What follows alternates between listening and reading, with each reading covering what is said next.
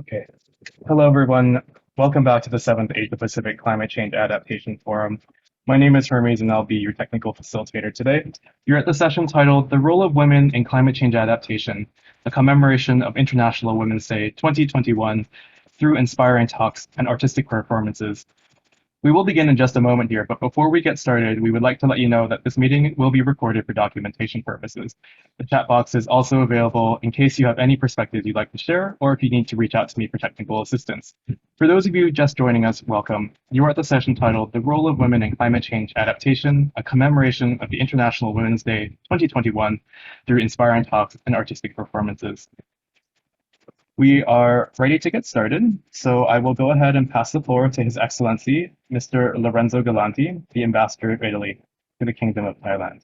Mr. Galanti, the floor is yours. Thank you very much, ladies, gentlemen. Good afternoon and good morning to you for those who are in Europe. Today, on International Women's Day 2021, and on the occasion of the opening of the 7th Asia Pacific Climate Adaptation Forum, I wish to welcome all of you to this online smart talk on the role of women in climate change adaptation, which is organized by the Embassy of Italy in Bangkok in partnership with UN Women and Jobel Art for Earth. I'm Lorenzo Galanti, Italian ambassador to Thailand, Cambodia, and Laos, and permanent observer to UN ESCAP, and I will be with you throughout this whole event.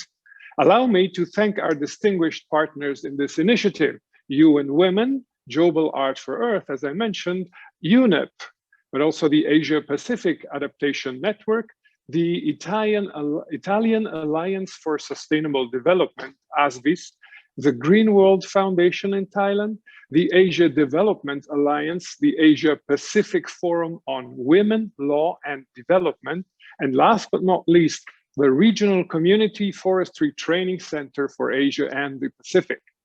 Together, we aim to highlight the critical nexus between women empowerment, gender equality on one side, and climate change adaptation on the other side. Our theme actually considers jointly two SDGs, goal number 5, gender equality, and goal number 13, climate action. We're going to tackle our topic from different angles. We will, of course, hear from our distinguished speakers, and I wish to thank all of them right now for accepting to share their thoughts and expertise with us. Also, throughout the event, we will watch 4 artistic performances by Jobel Art for Earth, by Italian and Thai performance, which are offered to you by the Embassy of Italy in Bangkok, and which will convey in a quite unique way the key messages that will be discussed by our speakers. In fact, Italy greatly values the role of culture and arts in conveying directly and emotionally the messages that are associated with global challenges, such as climate change. Now, why is Italy organizing this event? Women empowerment and gender parity have always been at the core of the set of values that Italy stands for and promotes in all international fora and our development cooperation. Moreover, this year, Italy is holding the chair of the G20, and the theme that we have chosen for our presidency, People, Planet, Prosperity, revolves around these topics. These are 3 dimensions that we want to focus on to make sure that the global effort to recover from the devastating effects of the COVID-19 pandemic are oriented towards a green transition and towards achieving sustainability in all its dimensions, in full harmony with the 2030 agenda. Italy is also co-chairing with the United Kingdom the COP26 this year. While the summit will take place in November in Glasgow, the pre-COP and the special event called Youth for COP will take place in Milan in September this year. Youth for COP aims to engage the younger generations in the discussions that lead to the COP, in allowing them to provide inputs, thus aiming to raise the level of ambition in their own countries. We strive to allow young people to participate in the actual negotiations in order to make this year's conference a meaningful and much needed step forward in the fight against climate change. In fact, As financial resources are mobilized on an unprecedented scale to ensure resilience and to kick off economic recovery from the consequences of COVID-19, we have to make sure that these resources, which are ultimately borrowed from the future, will be invested for the benefit of younger generations, ensuring a green transition. But while the notion of transition is more closely related to climate change mitigation, we need not forget the crucial dimension of adaptation. That is, how we deal on a daily basis with the effects of climate change. Here, the role of women is extremely relevant. First of all, it is critical to understand that women are among the most exposed and vulnerable groups to the consequences of climate change. At the same time, considering women's roles in societies, they can also be critical agents to ensure that livelihoods, families, communities are able to adapt to the consequences of climate change.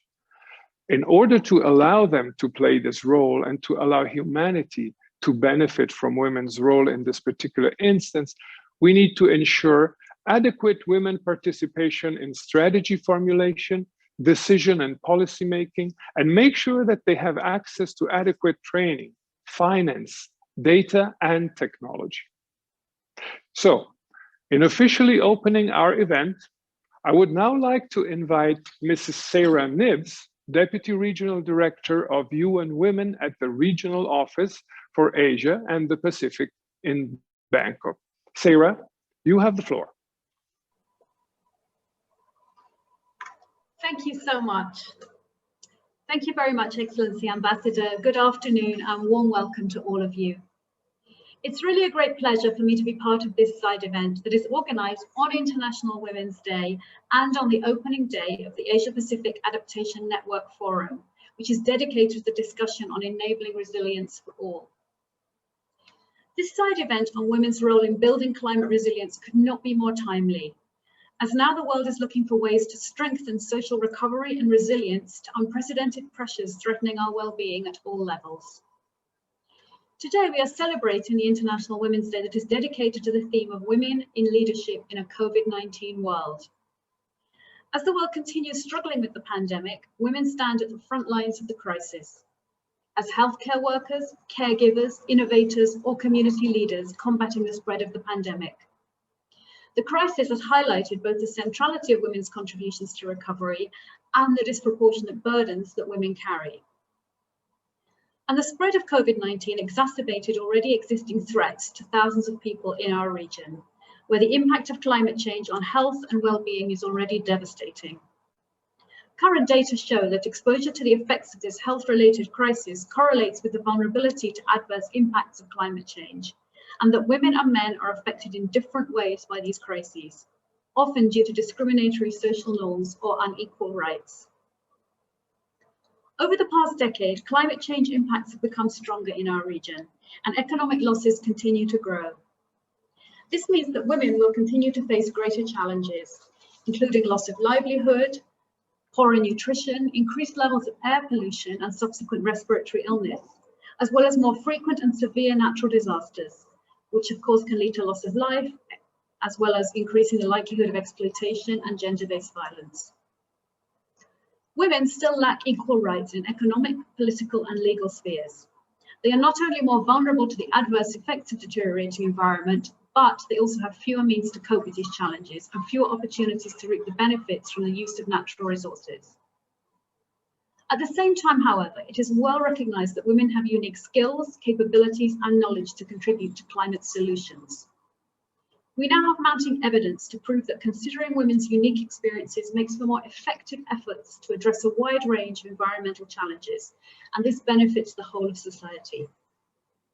For example, having larger numbers of women in decision-making positions correlates positively with more protected land, lower carbon footprint, and enhanced effectiveness of water management. In our region, which is struggling to provide access to energy and clean cooking, engagement of women could become a game changer. By harnessing women's entrepreneurship and business skills, achieving the renewable energy targets could be within reach. However, In the environment and energy sectors, women are often almost absent from decision making, which makes their voice, contribution, and strategic priorities invisible. Another factor holding women back is unequal access to land and other productive assets. Discriminatory laws play a big part in this issue, as women and men enjoy equal rights to land in just 38% of countries globally. This means that women are largely excluded from controlling and investing in the land on which they depend. This limits their ability to move up the value chain, reduce risks, and increase productivity. So the key message here is that women do not yet enjoy equal access and command over natural resources, and that they are engaged in low-paid employment, while in many cases they are the main stewards and users of environmental resources. And engaging them as leaders and knowledge holders would have direct positive outcomes for economic security, family health, nutrition, and well-being. So to wrap up, colleagues and friends, I would like to highlight that women can play a significant role in climate solutions, and there are clear reasons for enhancing gender equality in climate policies and programs. First of all, attaining equality between women and men is a fundamental human rights imperative. But this also can bring clear and direct environmental dividends, including more effective management of natural resources, reduced poverty, and enhanced food security. Secondly, to solve the most pressing problems of our time, we need to go beyond recognizing women as vulnerable victims and recognize both women and men as leaders and change agents with equal rights to shape and benefit from climate interventions. And last but not least, we must continue to broaden and deepen our partnerships at all levels and across all sectors and for all people. To effect this kind of transformative change, we need to pull together all of our respective areas of expertise, as this is the key to achieving truly transformative systematic change, both for gender equality and for climate change adaptation. Thank you so much, colleagues, and I look forward to an exciting session. Over.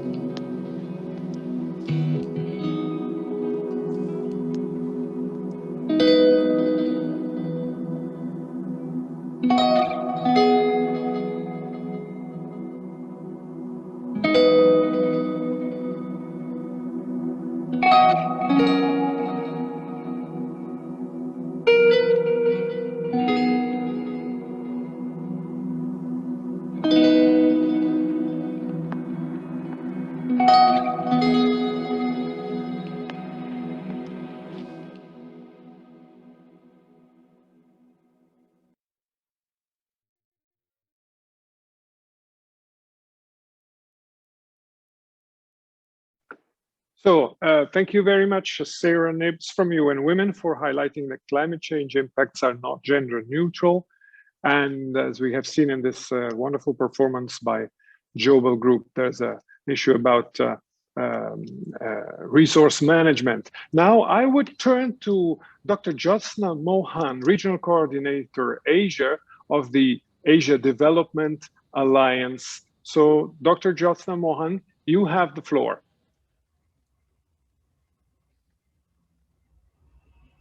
Thank you, Excellency. Hi, my name is Jyotsna. Good morning, good afternoon, good evening to wherever you are. I'm speaking from Delhi. As I said, my name is Jyotsna and I'm the regional coordinator for Asia for a regional CSO platform called Asia Development Alliance. I really like the way the ambassador started peace, planet, and prosperity. I would just add two. There is partnership and people. So these are the 5 Ps that are the crux of SDGs of Agenda 2030. And here you can see the problems, the solutions. I would just start to say that, there have been a lot of events, agreements on climate change. And one of them has been the Paris Agreement that acknowledged that climate change commitments cannot be achieved without giving due respect to human rights and gender and social inclusion obligations. Now, amid the global pandemic, communities in Asia and Pacific, they continue to face and combat the impacts of climate change, which are more and more devastating, and hence, inclusive recovery from the pandemic is not possible without consideration of human rights and gender equality. We have seen how COVID-19 has put additional burden on women who were already suffering disproportionately from adverse climate change impact. This is visible through increased unpaid care and domestic work and restricted access to resource that affects livelihood, subsistence, and reproductive activities.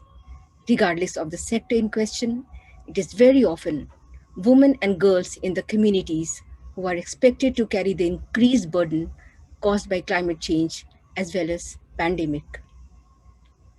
Rural women, informal workers, indigenous women, ethnic minority women, LGBTI, women with disability, women and girls in all the diversity, they experience that differentiated impacts. I would like to just give some example from the agriculture sector. As we know that agriculture is a key part of the climate change equation and also a key contributors to the climate change. And in Asia, about 35% of the deforestation is linked to the commercial agriculture. Though rural women play key role in agricultural livelihoods, food security, and natural resource management, they face disproportionate barriers to accessing and controlling vital resources such as land, water, forest, information, and technologies. These gendered barriers compound rural women's vulnerability to climate change impacts on the sector. Such gender inequalities reduce women's adaptive capacities, which are worsened in the face of extreme climate events. Furthermore, the COVID-19 pandemic has intensified the overall situation on forest dependent communities in the region, and one survey done in Thailand that found out that the forest dependent communities are suffering deeper financial hardship due to the lockdown measures and restrictive economic activities. There has been some socio-cultural norms around livelihood practices and the gender division of the labor further that constrain women's access to vital resources in the context of climate change. For example, women are frequently responsible for the collection and sale of the non-timber forest products for food or to supplement household incomes.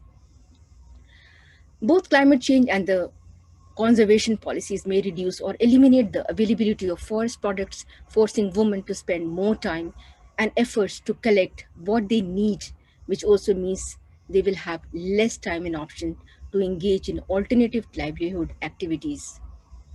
Given the gender inequalities that already exist in the distribution and access to land and resource, poor and indigenous women are disproportionately affected by land grabs and land use changes that further constrains their livelihood security.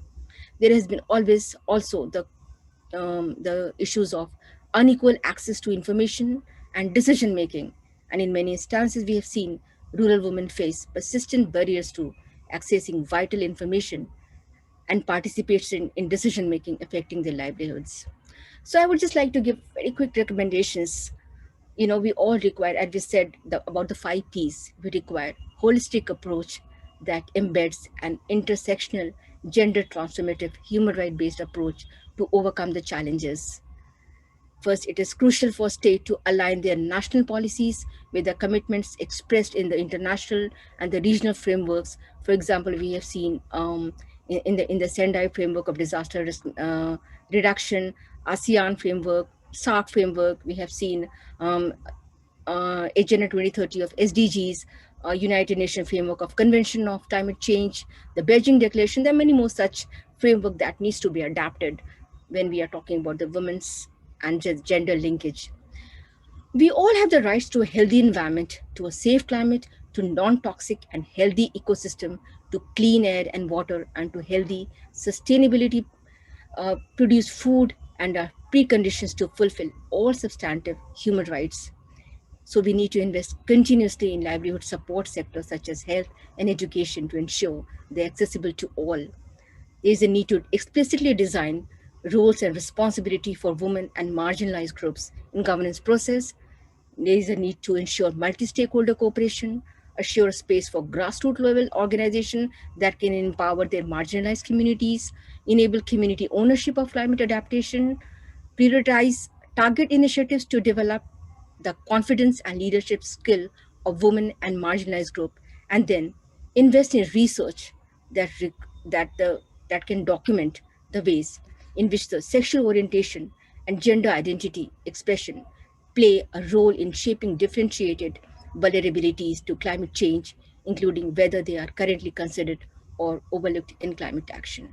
Thank you so much. Thank you.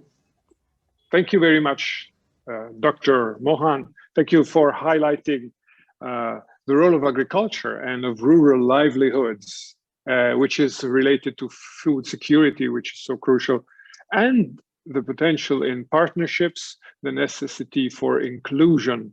I would now like to turn to Ms. Titi Santoro, board member of the Asia Pacific Forum on Women, Law and Development, who will address us from Indonesia.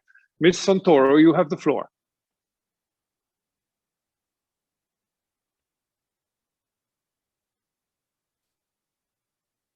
Thank you, His Excellency. Hello, everyone. Greetings from Mendut in Indonesia.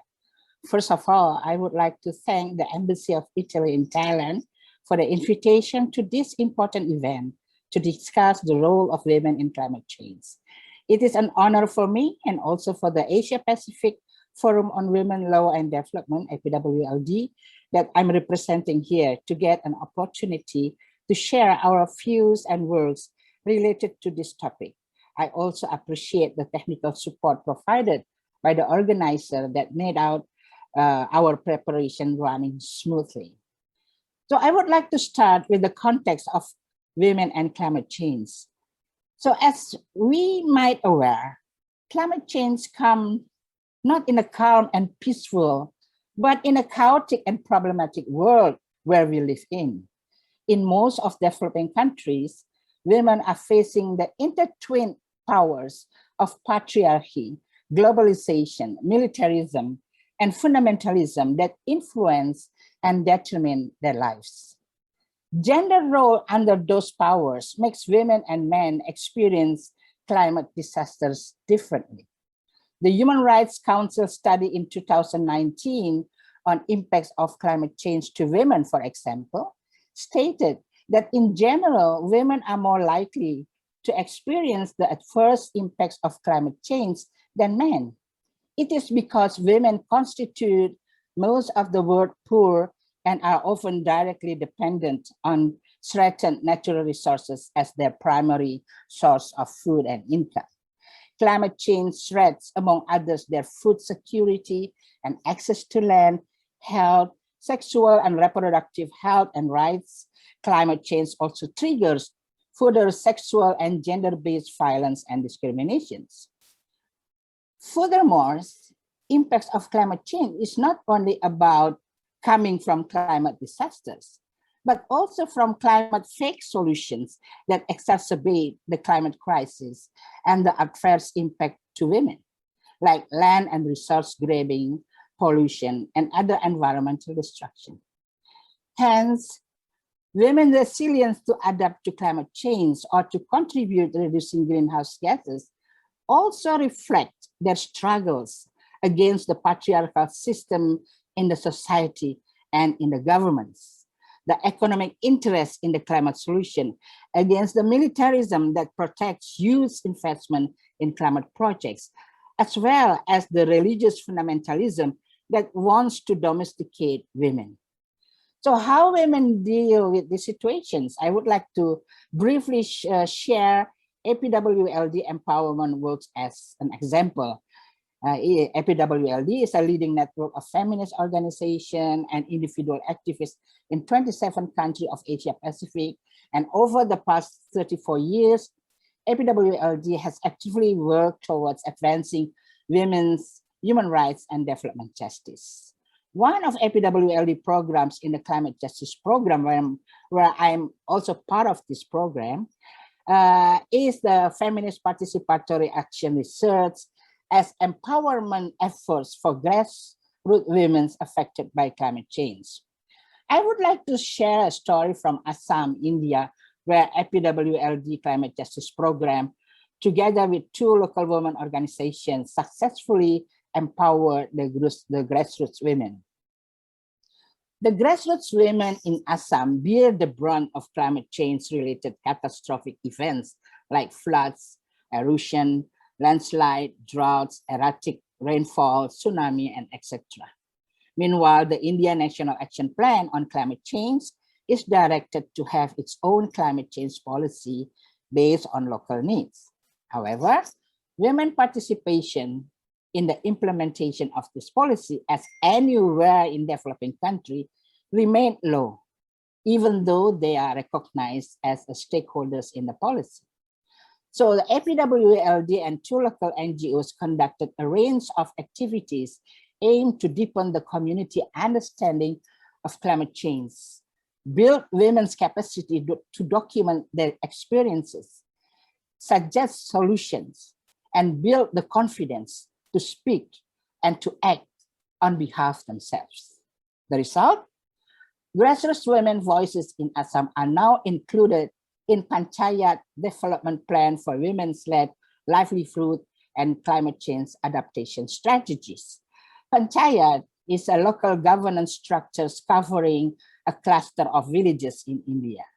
Those women put forward their views in Panchayat meetings and submitted their demands that include support from the Indian Agriculture Department for Sustainable Agriculture, creating a yarn bank for the women, and setting up weaving collective to increase their income. So lesson learned from that experience in India from APWLD work, and as well as experiences of many women in the developing countries, the role of grassroots women in climate resilience can be includes like identifying solution and developing adaptation strategy based on their localities and needs, participating in climate action from the design to the implementation, pushing for changes of patriarchy norms as well as public policy, amplifying women's voices in decision-making in regards to climate policy, program, or projects. Meanwhile, the role of women's activists, organization, and network, as well also Women's Fund, would be capacitate climate-affected grassroots women with knowledge and skill so they can act and speak on behalf themselves.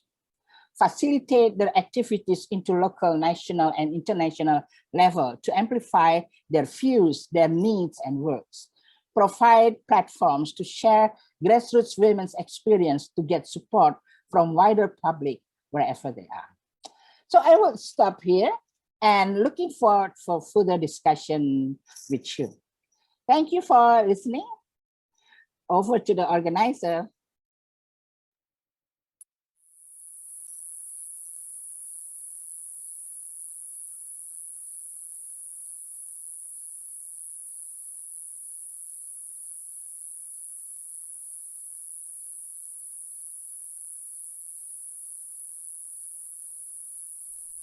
Nang silang ka sa mundong ito, laking tuwa ng magulang mo, at ang kamay nila ang iyong ilaw. Na na na.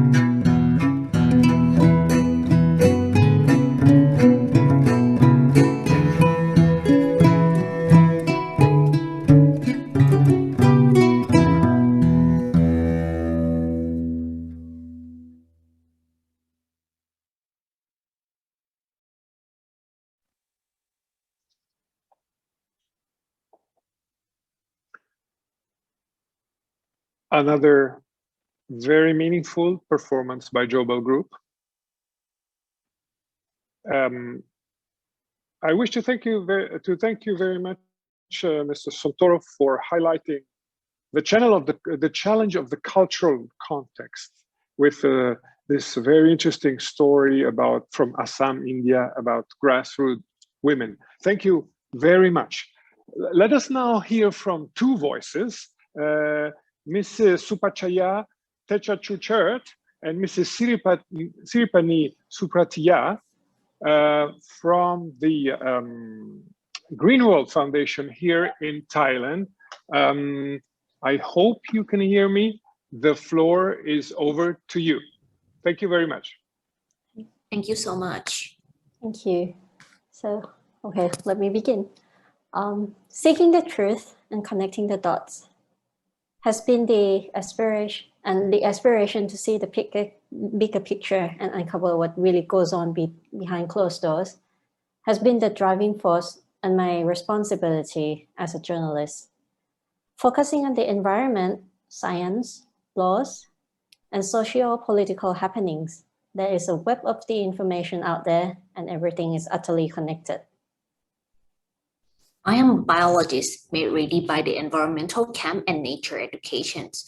We both met in the Greenwald Foundation activities. One of the key moments which inspired me to be interested in wonderful nature. And I realized the connection between changing of environment and our everyday life. This led me to pursue my study in a field of biology. More than ever before, the effects of climate change are painfully obvious. No long ago, severe wildfires swept the earth, rivers are dying, and disease emergence is becoming more frequent and widespread.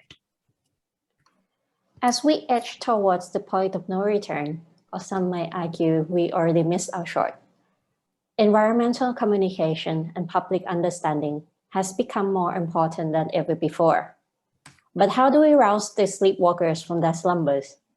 Disease of the digital age is the explosion of input that exceeds our limited cognitive processing capacity. As details become data and data becomes statistics, we have become desensitized to the pain and suffering we have caused and will cause the future generations. American behavioral economist George Lowenstein has a theory. According to him, only when we feel a gap in our knowledge would we want to learn more. But on the other hand, another theory suggests that psychological effects of climate change could leave one feeling powerless, stricken with fear or grief or both. We call it the climate anxiety. It is a challenge to strike a balance between too much and too little, but we find ourselves with the duty to adapt and adopt a more relatable approach in order to resonate with the public. The climate anxiety and the climate apathy alike. An epiphany is a personal journey that cannot be described, but can only be experienced. Greenwald Foundation has been a pioneer that opened local dialogue on climate change since 15 years ago. Environmental education through citizen science remain the heart of the organizations. I have been participated in air detective project ever since when I was in high school. Back then, not so many talk about either air pollution or climate change. We learned to measure the air qualities ourselves by looking at the lichen, the symbiosis organism that's sensitive to the air qualities. We could see how unwell they are even without using high technologies. We discover how the river have been changed by observing a freshwater insects, plants, and animals sharing the habitat. The impact of climate change can be observed by just watching the flower blooms. Nature is speaking, but we may be deaf or blind to the connection. The foundation have been also published a number of guidebooks and established workshops that encourage Thai people to learn more about nature literacies, to observe and to understand that the change of environment is real and it affects our life. One of the campaigns that changed my life was cycling Cyclizing Bangkok. As you may know, Bangkok is a traffic congested city with a lot of car and motorbike. It seemed impossible to bike here, but Green World Foundation make it possible, not only for men, but for women too. All the board directors of the foundation go cycling by herself and encourage so many ladies to do so. Cycling is convenient in the most traffic congested city like Bangkok. It reduces tons of carbon emissions and air pollution. By joining this campaign, it inspired me to be brave enough to go on the road, to tell the story of climate change, doing my part to help the world. Until now, I still bike to my office most of the days. Green World Foundation have long understood the power of ownership. Everyone tends to care more and invest more when they recognize the issue as their own, and when there is something they can do about it. In 1990, when the concept of climate change adaptation was but a distant dream, Narisa Chakapong established the foundation under the patronage of Her Royal Highness Princess Kalayani Watana, with an aim to provide easy access to knowledge about Thailand's natural world. Together with scientists, educators, schools, and families, the women of Green World Foundation have crafted empowering learning experiences that can be shared and passed down from generation to generation. Funny enough, research has shown that when given power, it decreases the sense of connectedness men have with others, while somehow increases that sense in women. And in truth, we are indeed connected to each other in some ways. Each of us who are here today have been inspired by, nurtured by, mentored, led, lectured, and learned from the women who have had paved the way before us. Katherine Johnson, Jane Goodall, Sylvia Earle, Jocelyn Bell Burnell, Jacinda Ardern, Chai Ing-wen, Angela Merkel, just to name a few. As with many inspiring world leaders, as mentioned earlier, some of these amazing women are closer than you may expect it. The first woman who have told me to save the world is my mother, whether she realized about climate change or not, but she taught me to be observant, be kind, to be strong, and to be thoughtful. I think men can be a good governance leaders, but women are more resilient and will lead us through the climate crisis.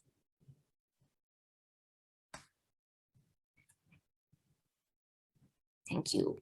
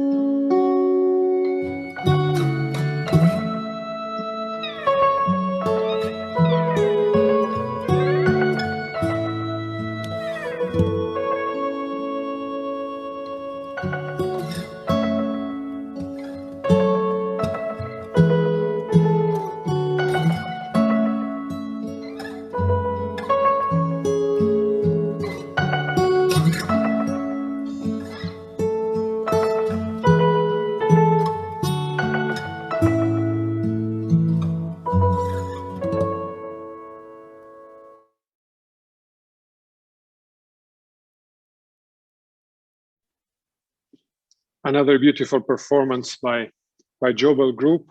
Kun Supachaya and Kun Sirupani with the Green World Foundation, thank you very much for tackling the psychological dimension, the behavioral dimension, education, for highlighting the importance of the power of ownership. And to conclude that women are more resilient, which is what makes them crucial in adaptation. Let me now turn to Mrs. Francesca Zoppi, Sustainable Development Specialist with the Alleanza Italiana per lo Sviluppo Sostenibile, Italian Alliance for Sustainable Development, ASVIS. Mrs. Zoppi, you have the floor from Rome. Thank you very much. Thank you, His Excellence. Good morning, good evening, everybody. My name is Francesca Zoppi, and I'm a Sustainable Development Specialist originally from Italy. I have over more than 15 years of experience in sustainable development, serving the United Nations, international organizations, private sector companies, and at the community level on the field in many parts of the world, including Asia. I have the honor also to contribute to the Italian Alliance for Sustainable Development, ASVIS, therefore my country. The Italian Alliance for Sustainable Development was established in 2016 upon the initiative of the Unipolis Foundation and the University of Rome Tor Vergata. Its aim is to raise the awareness of the Italian society, economic stakeholders, and institutions about the importance of the 2030 Agenda for Sustainable Development and to mobilize them in order to pursue the Sustainable Development Goals, the SDGs. The Alliance carries out its activities through the work of the Secretariat and a number of ad hoc working groups, 14 working groups on the SDGs and 8 working groups on cross-cutting sustainability issues. The groups also rely on the expertise of over 800 professionals and serves as forums for the discussion of specific issues related to sustainability, the elaboration of policy, project proposal, and the exchange of best practices.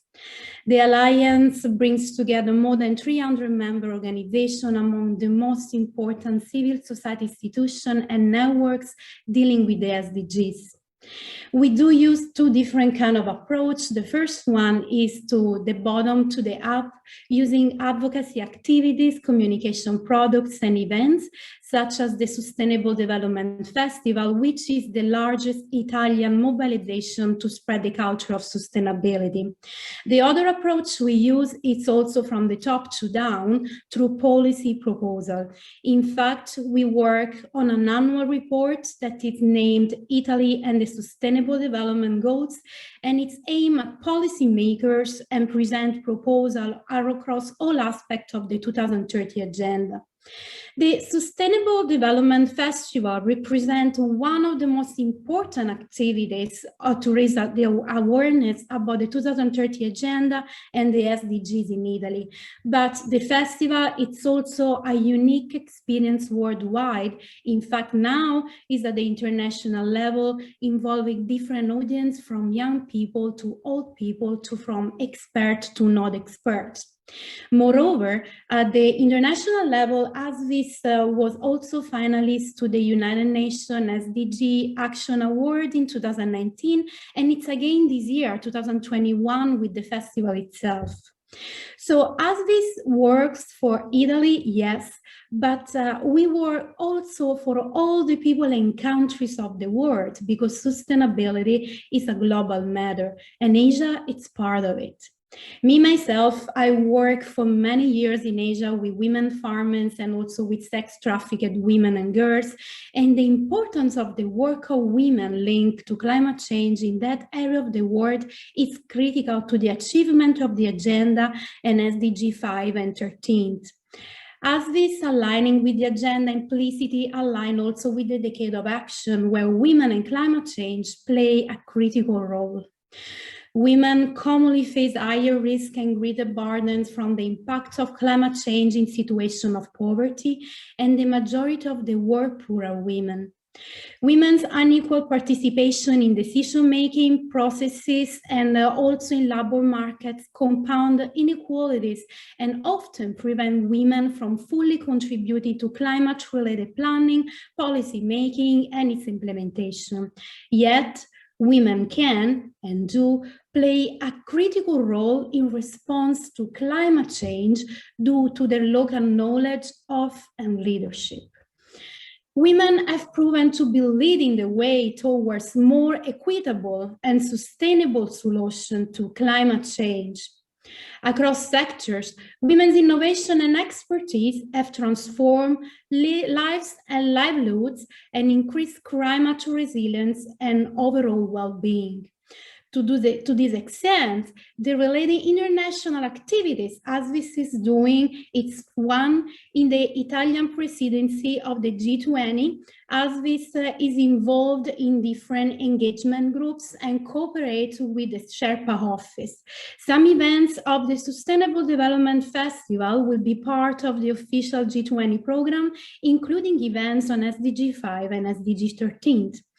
In the COP26 and the pre-COP, ASVIS is working on an event that aims to build a bridge between Milan and Glasgow. In the Italy Expo Dubai, ASVIS is the scientific partner for the Italian pavilion at the Expo Dubai. All the activities of ASVIS are centered on gender parity. We do have a working group with experts on SDG 5 and SDG 13. And every year, the Sustainable Development Festival dedicates several initiatives to these two SDG. To conclude, Agenda 2030 is the only plan we have to save the planet, to change the world, and also to improve everyone's well-being, positioning women at the right level, creating a better sustainable future for all. I wish you all happy International Women's Day, today and every day, to all us women of the world. And let's celebrate all our social, economic, cultural, and political achievements. Thank you very much. Thank you very much, Francesca Zoppi, for highlighting the activities of the Italian Alliance for Sustainable Development, which is an important partner of the Italian government, and especially this year for the reasons I mentioned earlier, G20 and COP26 being at the core of our international action, and also at national level, of course. Now, let me turn to Dr. Kalpana Giri, Senior Program Officer for Social Inclusion and Gender Equity of the Regional Community Forestry Training Center for Asia and the Pacific. Dr. Giri, you have the floor. Thank you so much, His Excellency. Very pleased to be here, and I'm truly honored on this invitation. On behalf of RICOF, first of all, I would really like to thank you all for convening today, I think for celebrating the International Women's Day. So happy International Women's Day to all the women, to all the men who work together to promote gender equality. With that being said, I wish to share my screen because I'm using some of the photos that will do the talk, and I'll be the voiceover. So let me start with this one. So today, I'm actually going to talk a little bit about women's role in climate change adaptation, but more than what works and what role women play, I also wanted to bring some of the critical concerns that I, through the work of RICOF, have been observing. I'm a coordinator of a RICOF initiative that is called WAVES, Weaving Leadership for Gender Equality. WAVES is a network of more than 30 gender leaders who are representative of academia, journalists, government office, directors of women's group organization, and other civil society organization in 7 countries across the Asia-Pacific region.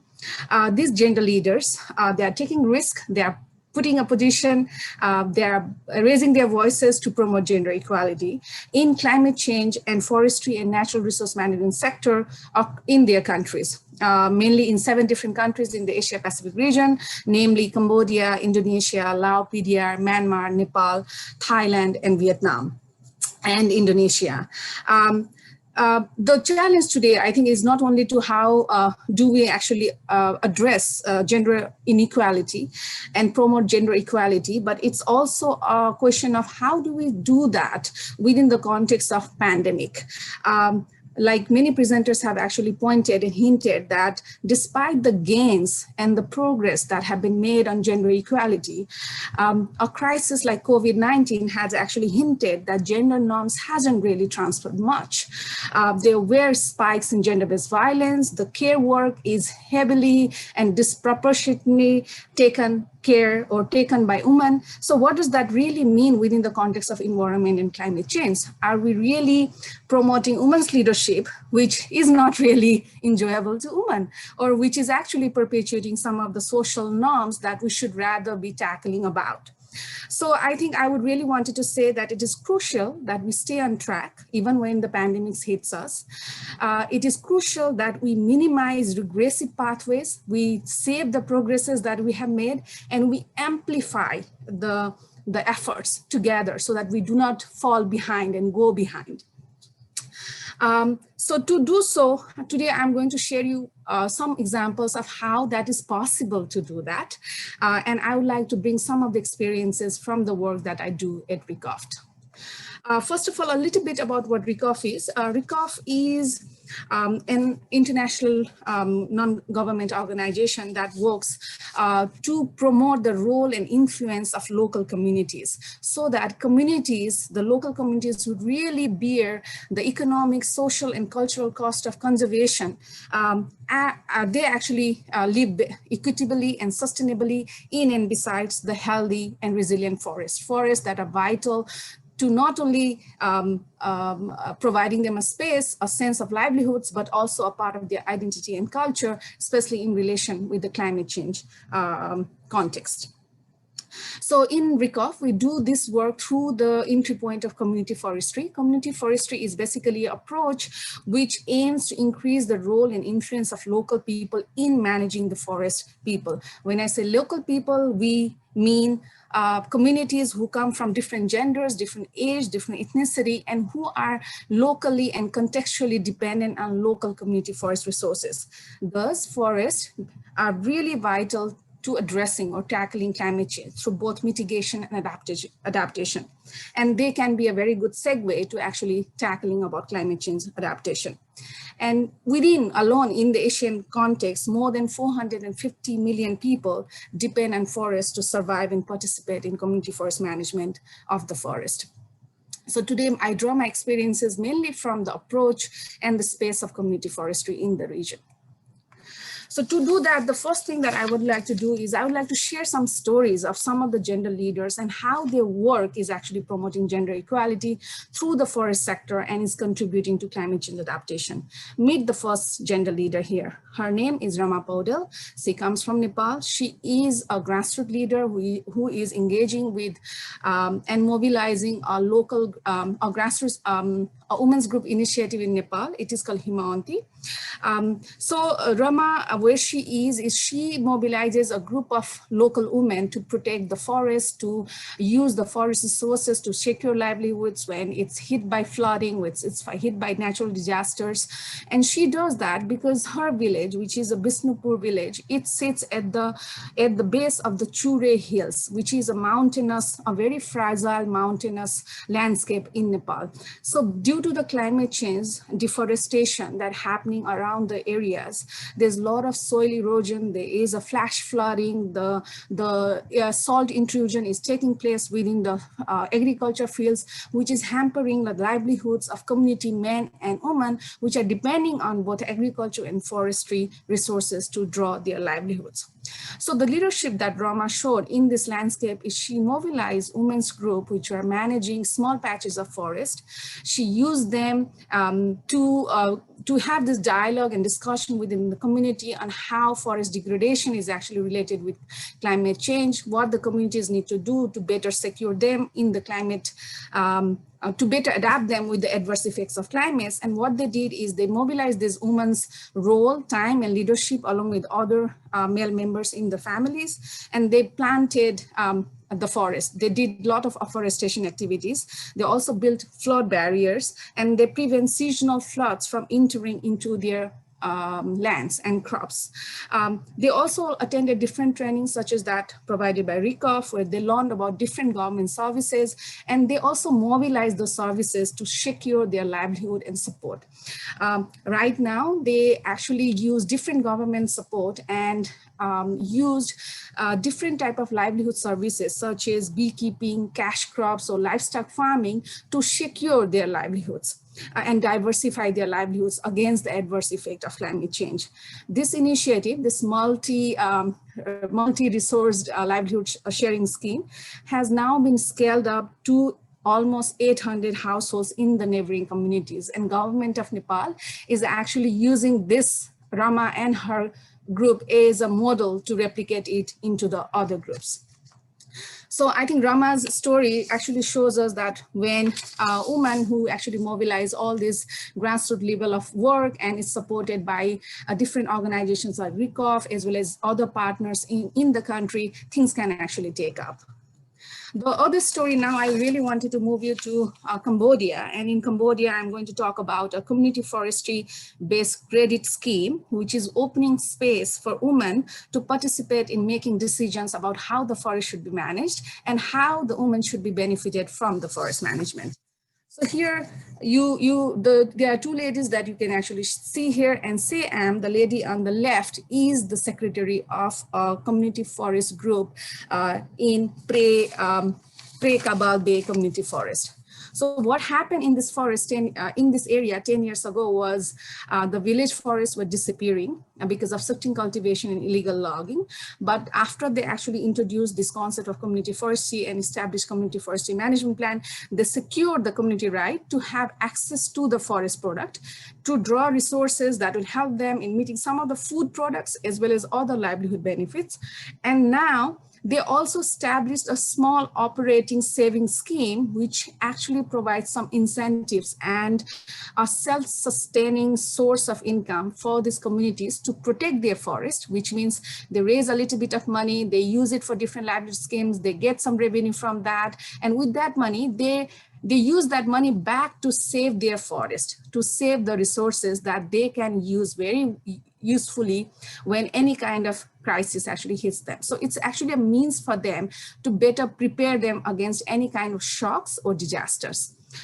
So here, the Community Forestry Credit Scheme is a little bit of a structural governance unit where Sam sits as a secretary, and she is making decisions about how this forest should be managed using the funds that are generated through the credit scheme. And she's also deciding on criteria of who among the community men and women should be actually receiving those loans, because they wanted to support the most vulnerable group of people living within their community who are mostly impacted by climate change.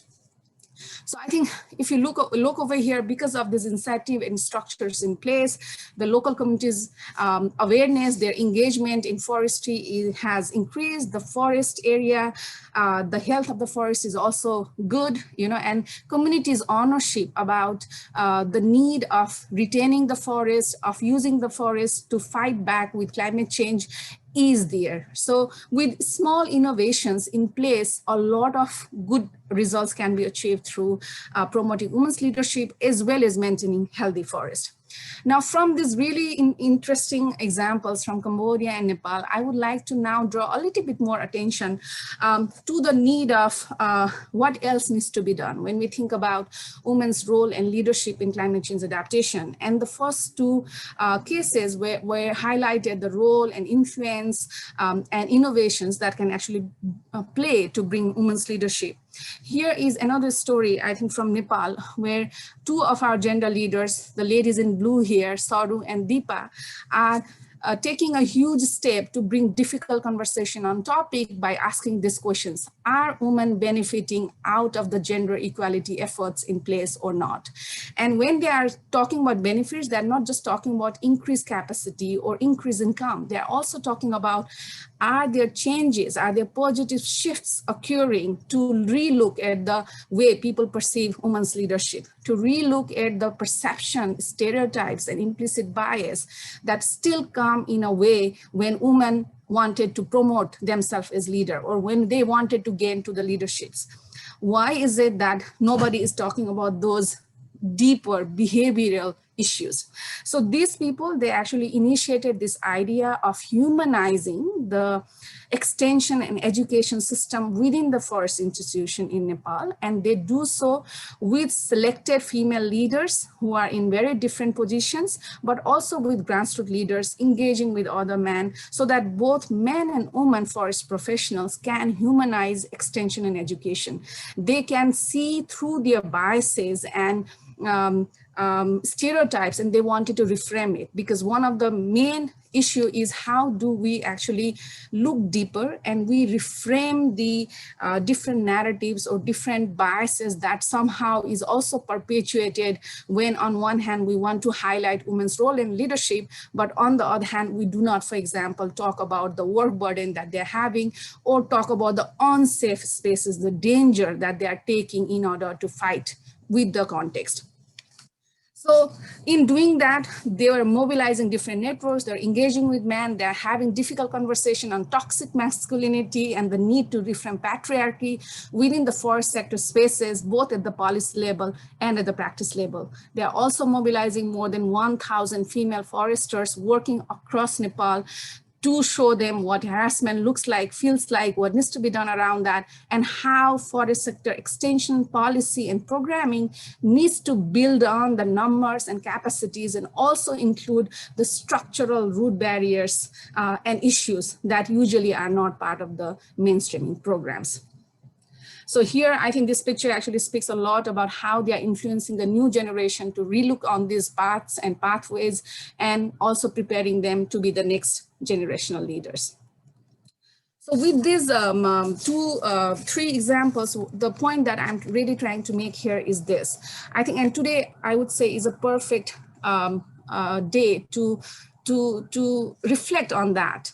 And as a person who is also working very closely on this topic, I would really say that, you know, the interpretation of what gender is and gender mainstreaming is different in different organizations, in different sector. And I think that difference is fine, but we should always build on and really say, what is it that we have done right? We scale that up, and what is it that we haven't done right? And we try to build on something around that.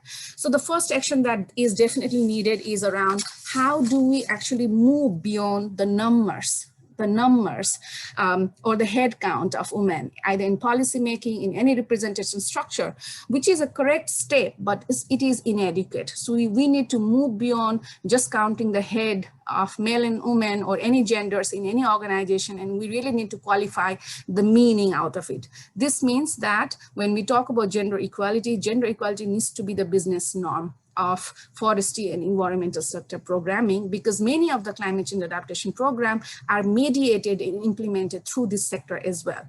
So first of all, we really have to make that gender equality is not just an add-on, it is the business norm of the forestry and environmental sector programming that does climate change. Second is we need to move beyond numbers and abilities of women, and we have to think about more focus on structural relations and root barriers. Where are the institutional shift and investment that is needed that we are not doing within the current mainstreaming strategy and approaches? So the focus should be around structural relations and root barriers, so that we do not idealize women who are putting too much labor and effort in place to deal with the climate crisis, and we are only enjoying the benefits. We should rather adopt strategies and innovations so that they are safe, right? Second, the work burden on them is redistributed. So it's a redistribution of opportunities, but it's also a redistribution of the cost. And at the current moment, women are bearing the economic cost of climate change adaptation. This needs to change, and it is possible to change if we focus on structural relations and root barriers. Third thing, all the talk, all the inspiration, I think it needs proper investment. So the investment remains still mismatched when we talk about gender equality in climate change adaptation, particularly in forestry and environment sector. Therefore, the third action is really to provide investment on gender programs and leaders, because many people already said that they are frontline actors, right? They bear the difficulties on continuing it forward. So therefore, I think we should definitely invest more and do much more targeted investment on gender programs and leaders that are doing this difficult task of maneuvering and persuasion and trying to bring this picture to the reality. So focusing on these priorities, I believe, will ensure climate change adaptation efforts, and it will also have long-term and sustainable impacts. So once again, I think with this message, I again wanted to wish you a very, very happy and progressive International Women's Day. Thank you, and over to you.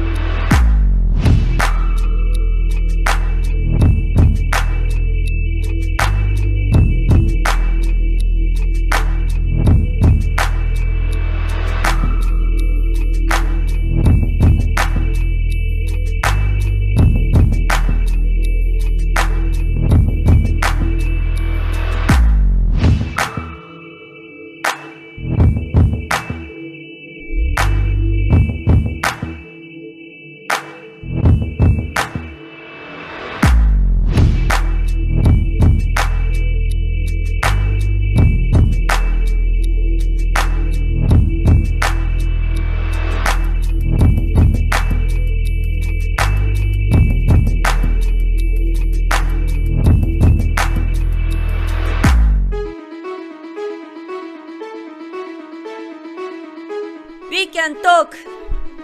We can move. We can do. We can make the difference.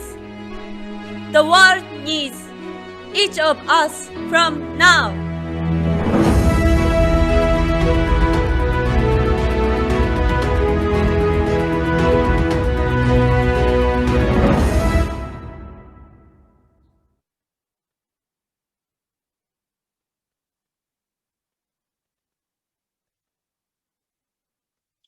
So we have come now to the end of this journey, to the end of our program, and I would like once more to thank all of you for participating, to thank our speakers for their very inspiring contributions. I would like to end on a positive note. I think the examples that have been brought to us also in the last speech by Dr. Giri Woodrikoff on forestry communities show that we really can do a lot. And it is, I think, the institution's duty and the civil society organizations' role to to be the enablers of this change. I particularly enjoyed the notion of redistribution of the cost of climate change and the work burden, because at the outset I mentioned that women are particularly vulnerable and exposed to climate change and are key actors of change. And yes, they are, but at the same time, let's not think that their role should not change. Their role should change, because that is part of the equation.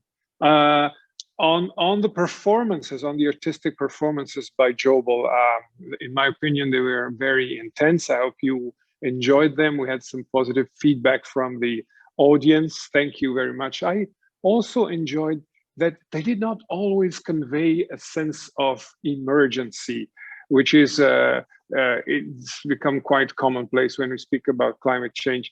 They also convey let's say, the challenges of everyday's life. We have to, I think, when we speak about these topics, we have to try and escape this emergency logic. This is not an emergency. This is our daily life. This is what we are facing.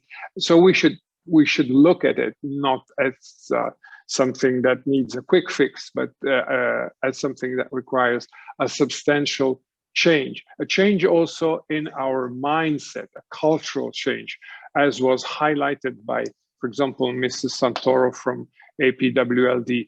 So thank you very much again for all your contributions. It was very inspiring, and I wish all of you a very happy and substantive International Women's Day. Thank you very much, and goodbye.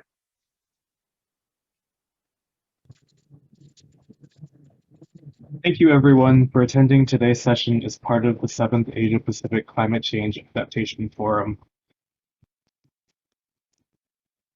Please join us tomorrow morning for the highlights from day 1, which will include special graphic recordings done throughout today's sessions.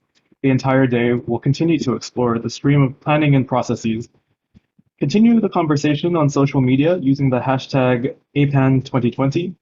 Thank you once again for your participation, and have a wonderful day wherever you are in the world. Thank you, everyone.